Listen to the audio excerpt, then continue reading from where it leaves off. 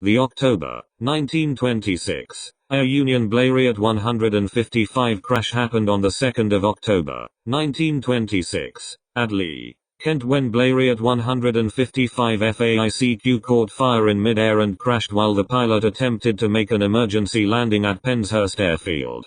Both crew members and all 5 passengers were killed. This was the first in-flight fire occurring on an airliner. The accident aircraft was Blériot 155 registration FAICQ Clement Ada, CN1. The aircraft had been registered to Company Air Union in May, 1926. The only other aircraft of this type had crashed 2 months earlier. On the 2nd of October, 1926, the aircraft departed Le Bourget Airport, Paris at 1:30 p.m. local time, 12:30 p.m. GMT, bound for Croydon Airport.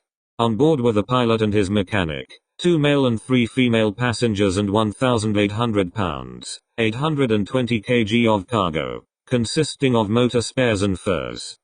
At 3:24 p.m. GMT, the pilot radioed ahead to Croydon OK, passing over Tonbridge. All well. At 3:27 p.m., eyewitnesses reported seeing the aircraft with the port upper engine on fire. The fire was seen to spread to the wing and the aircraft changed direction, evidently heading for Penshurst Airfield.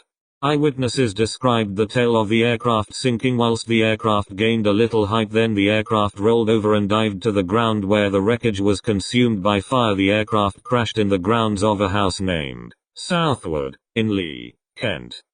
3 members of the public and a policeman attempted to rescue the passengers and crew on board the aircraft. 1 female passenger was pulled from the wreckage but discovered to be dead. The pilot had been thrown clear in the crash and killed. The mechanic and the other 4 passengers were all killed instantly and trapped in the burning wreckage.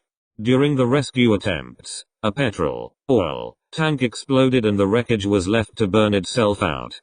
The victims were removed to the coach house of Southwood, where a temporary morgue was set up. The smoldering wreckage was guarded overnight by the local police, and an official from the Air Ministry arrived the next morning to begin his investigation into the crash. Around 6,000 sightseers came to see the wreckage, their presence causing congestion in the narrow lanes and necessitating the area being cordoned off so that the investigators could carry out their work and also to prevent contamination of the evidence. The inquest was held on the 5th of October at the Priory, Hildenborough. Representatives from British national newspapers attended, as well as those from elsewhere. Evidence heard covered 2 areas: the identity of the victims and the cause of the crash. The jury were informed that they might make any recommendations that they saw fit.